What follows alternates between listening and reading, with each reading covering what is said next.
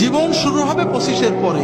যদি 30 থেকে মৃত্যু পর্যন্ত জীবন পেতে চাও, মৃত্যু নয় জীবন, জীবন মৃত নয়, সত্যিকারের জীবন, যে জীবনে ফুর্তি থাকবে, কর্ম থাকবে, শান্তি থাকবে, এই রকম জীবন পেতে চাও, তাহলে আমার কথাটা একটু মন দিয়ে শোনো।